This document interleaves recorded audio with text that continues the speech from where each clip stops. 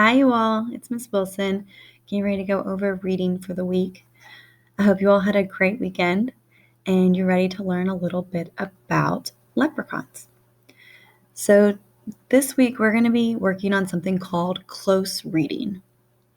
And all of these tell us what close readers do. However, the ones that are circled in green are the ones that we're going to be focusing on today. So, we're going to make connections, look for evidence, annotate. So this is something that's going to be new. And reread to comprehend. So, one thing that's different about reading passages rather than books is you can mark on them. In fact, you want to mark on passages. You can write all over your passage as long as it's useful. It's not like a book that is going to be damaged. When you read a passage, you are reading to understand the information in order to answer questions. So, in order to do that, you need to read it more than one time, and you need to read for a purpose. So, one of the first things I want to tell you is the font is small. So, come on over here to the Zoom and go to 100%. Okay, once you do that, the font should be plenty large enough to read. And we're going to look over here at the mark it up, read, and annotate. So annotate means to mark on the passage for a purpose. So here's a key, and hopefully you all remember the purpose of a key is to tell you what symbols mean. So the star is what you put next to important facts or details. The circle, you use that for important words or phrases. The question mark is where you put it if there's something that's confusing or you have a question about it. The exclamation mark is used when you find something or you read something that is surprising or interesting. And then the underline is for words that you're not familiar with or phrases you're not familiar with. Anything that's confusing. And then the arrow is if you can make a connection to it. Because this is nonfiction, you may not have connections to other text, but you may agree with part of it or you may disagree with a part of it. So if you agree with something, you can put the arrow next to it. All right, so you are going to be reading the passage, Could Leprechauns Be Real? The Legend of Irish Leprechauns. So next week on the 17th, it is St. Patrick's Day.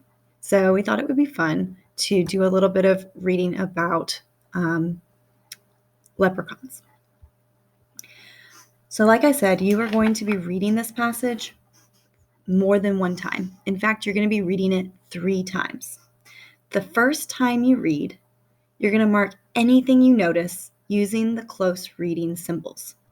So I'm going to model that just for the first paragraph. You're walking through the countryside in Ireland when you see a tiny little man dressed in green. I don't know what countryside is. So I'm going to grab this line and I'm going to put it under countryside. Oh, but it's much too large. I'm going to shrink it down. So you grab the blue and drag it in. You can do both sides until it is under the one word you don't know. Okay. He holds a leather purse of golden coins. Suddenly, you hear a noise behind you and you turn around. When you look back, the little man is gone. You've just seen a leprechaun, a legendary creature said to live in Ireland. Are leprechauns real? If not, where did the story of these creatures come from? I don't know. That's very interesting. Where did they come from? Actually, no. I need to put a question mark. That is a good question.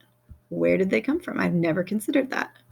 I've just always associated them with St. Patrick's Day. I can shrink that down. I can put it right here. So, your first read is just kind of feeling out the story. You're getting interested. You're looking at what you know and what you don't know. that's your first read. So you're going to do the exact same thing I did. Your schema might be different than mine, so you may not underline countryside, and you may not have found this to be, compelling enough to put a question mark. But that's completely up to you. You can choose how to annotate. It is completely up to you.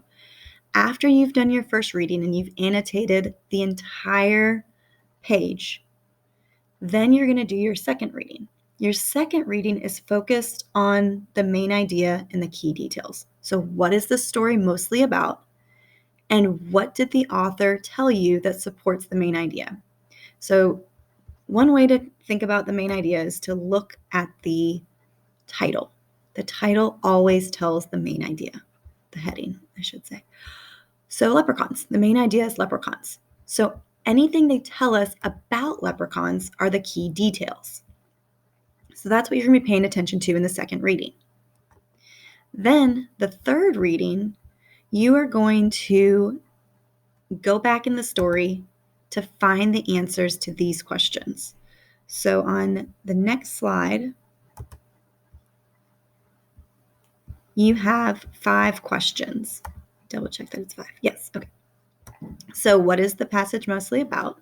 Which you should have figured out in the second reading. And you're going to write that using a complete sentence. So I don't want you to just write one word. You're going to write, the passage is mostly about, and then you're going to put your answer. And then you're going to complete these. When were the first stories about leprechauns told, according to Irish legend? All of these have to be answered by going back in the text. So your third reading, you may not read the entire thing every time you answer one of these, but you need to go back and read where these answers are found in the text and make sure that you answer them correctly. Your answer should be exactly what you find in the text. It shouldn't be your opinion. All right, once you have answered these questions, done your 3 readings for this passage, then you are finished with reading today. I hope you enjoyed learning about leprechauns.